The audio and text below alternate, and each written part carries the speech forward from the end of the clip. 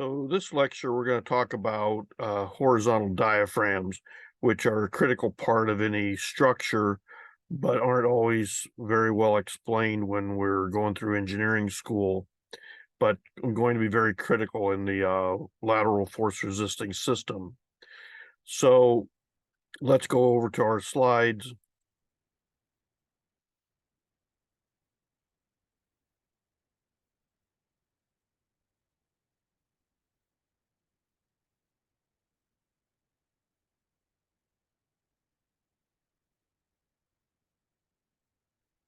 And this lecture is going to be about what's known as rigid diaphragm analysis. You may have heard of flexible diaphragms.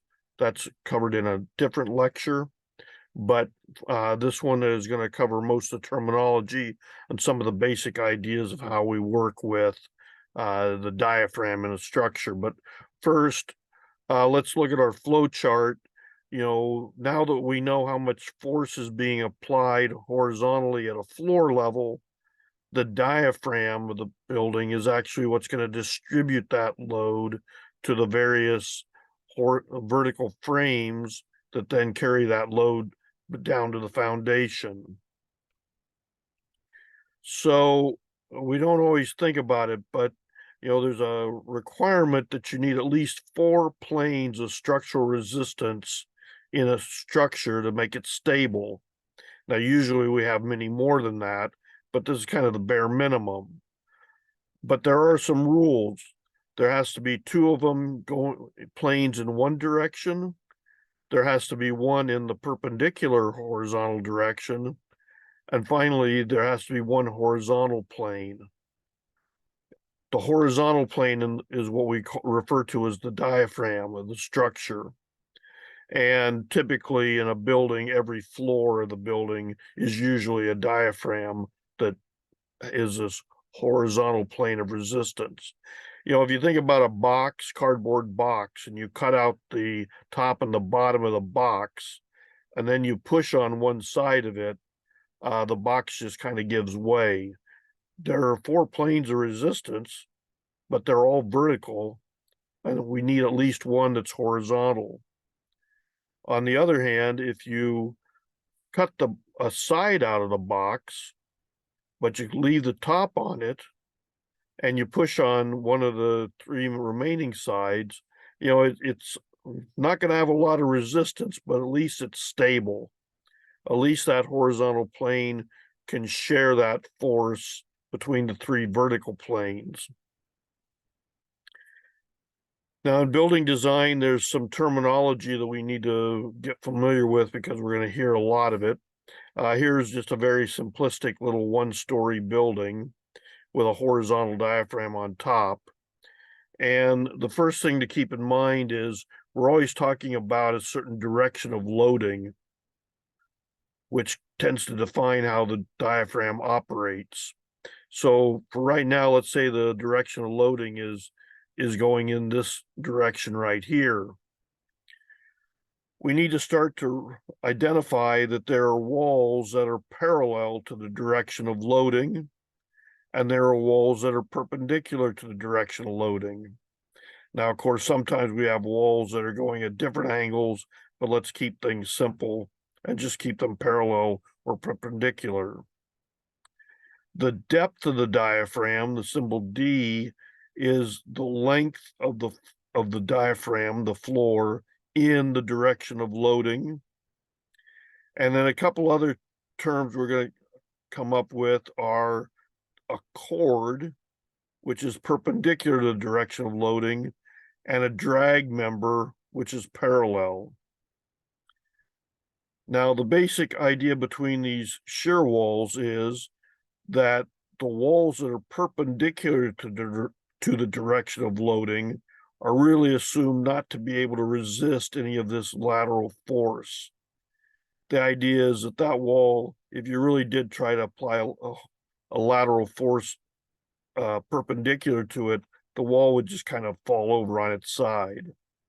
The resistance to that force is provided by the walls that are parallel to the direction of loading.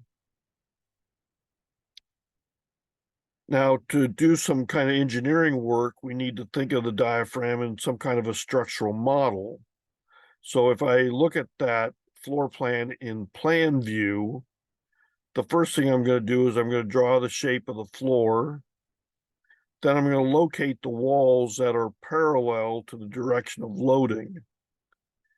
And I'm going to assume that this is a beam, where the beam is the length of that diaphragm, and the supports for the beam are the walls that are parallel to the direction of loading. The walls that are perpendicular to the direction of loading don't show up in this model. And then whatever load I need to resist, usually some kind of a uniform load that may be horizontal, but in my beam is going to be applied to try to bend that beam. Now that I've done that, I'm going to basically just use statics to come up with a shear and moment diagram, which is assuming that this is a rigid diaphragm, meaning it operates like a typical beam. And it also assumes that there's only two supports so that it's statically determinate. But given those two limits, I come up with a shear and a moment diagram. And a couple of terms we're going to calculate is going to be the shear flow in the diaphragm, which is the maximum shear divided by the depth of the diaphragm, some kind of force per unit length.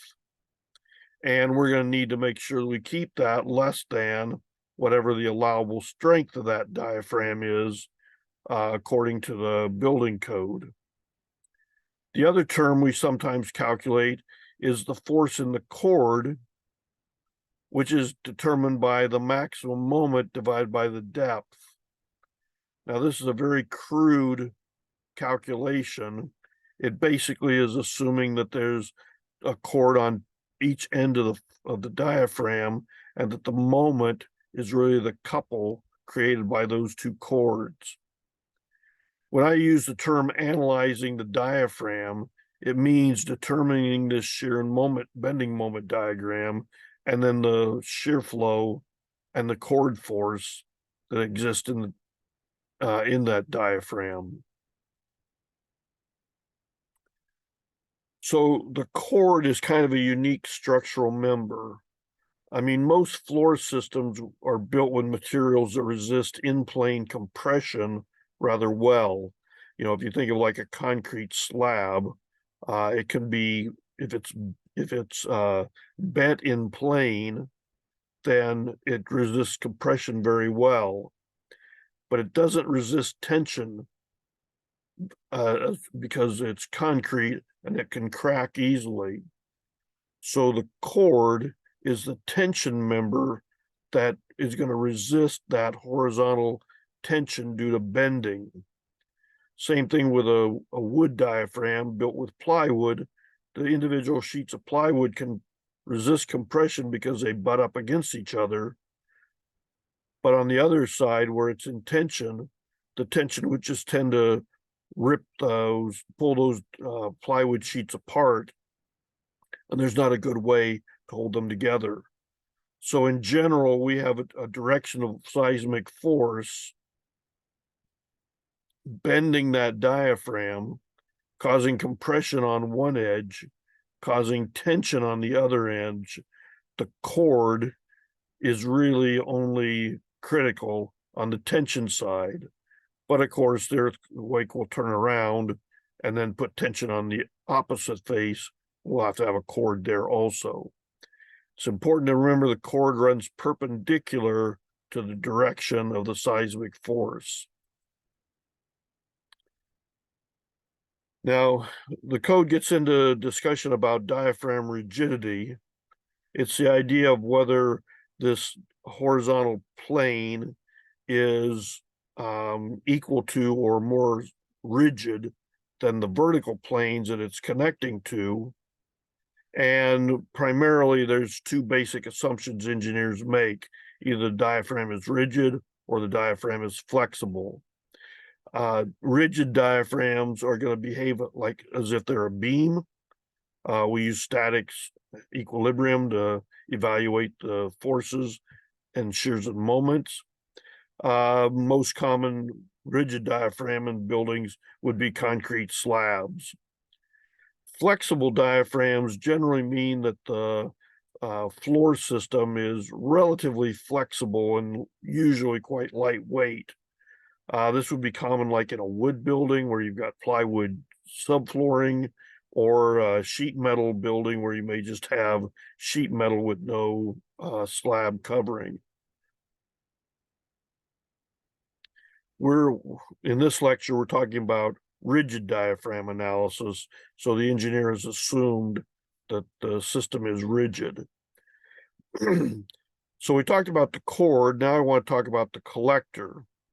Sometimes referred to as a drag member, sometimes referred to as a strut, but I believe now the code usually uses the term collector. So let's say that I'm looking at a portion of the floor of a building, and I've got this floor slab that covers a rather large area, and I put a frame or a shear wall below it right here in the middle. And if the force is parallel to that shear wall, is pushing in this direction, then any portion of this concrete that's upwind of that force is pretty much pushing against that wall and will go into the wall without too much trouble. But on the other edge of the building, where some of this slab is actually pulling away from the wall, this portion of the slab actually is creating tension stress. And for example, concrete's very poor in resisting tension. So there's a chance that this portion of the building can pull away from that shear wall and actually crack that slab loose. There's other portions of the building beside here that are going to have to be transferred by shear to get back over to this line of the wall. So typically I have a wall, let's say in the middle of a building, along the length of the building. There's a collector on each end of that wall. If I think about the shear being uniform over the depth of the diaphragm, the shear flow, then this is the loading that I'm putting into that line of resistance. And if I think about it, I actually get a diagram that looks something like this, that shows me the axial force in this horizontal collector over the length of the diaphragm. So starting at the end where at the edge of the building where the force is 0, it slowly builds up. On this side of the wall, it's in compression. Then once I get to the wall, then I start to dump all that force into the wall. Then I get to the other end of the building. As I slowly work my way towards the shear wall, this collector is in tension force. And once again, once I get to the wall, it begins to dump the force into the shear wall. So this collector diagram is a drawing of the force inside this horizontal axial member, which is running the length of the diaphragm. If for some reason, if possible, I have a wall that runs the full length of the diaphragm, the full depth, then I don't need any collector. So if I think about it, here's my shear wall, here's my earthquake loading. Here is the force from this that is going to go into that shear wall just by compression. Now I've installed this horizontal member, usually inside or as part of the floor system, that is literally collecting the force from the rest of the diaphragm and pulling it back to this shear wall. So the process of working on developing these collector diagrams, first I need to determine the shear force that the wall is resisting. I'm going to divide that wall shear by the depth of the diaphragm. Now at the far ends of the building, at the far ends of the collector, I know the force has to be 0 because that's the edge of the building.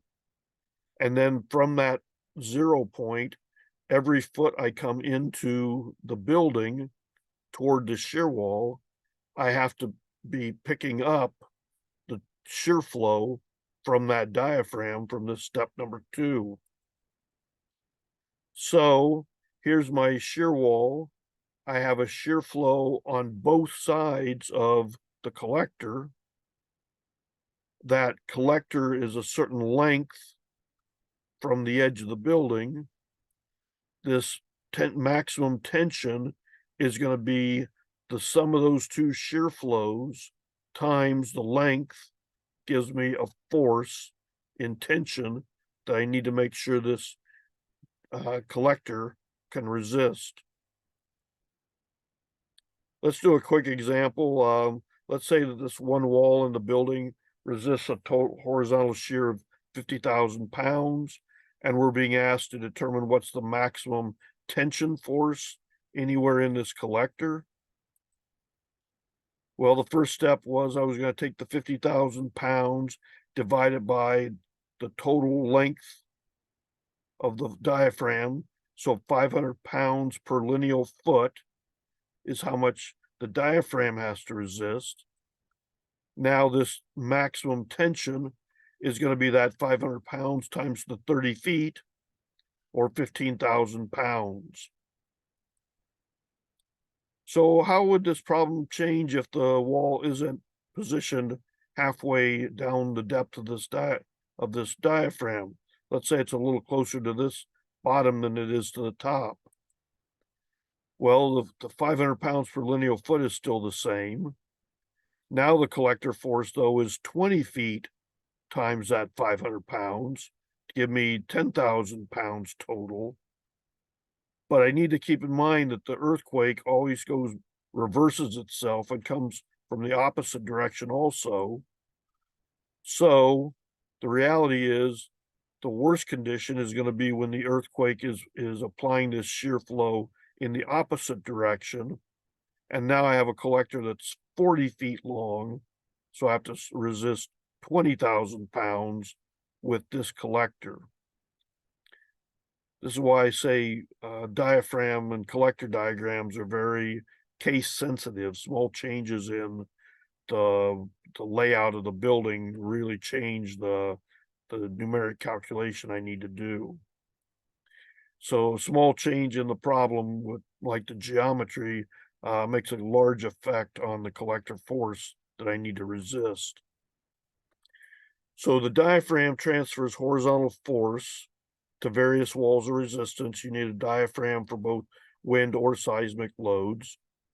Rigid diaphragm analysis is going to make a basic assumption that this diaphragm is going to behave like a beam. The chord force is required to resist the tension that's developed in that beam due to bending, and the collector force brings the diaphragm shear to the end of a wall when the wall doesn't run the full length of the building, which is usually the case. Thank you.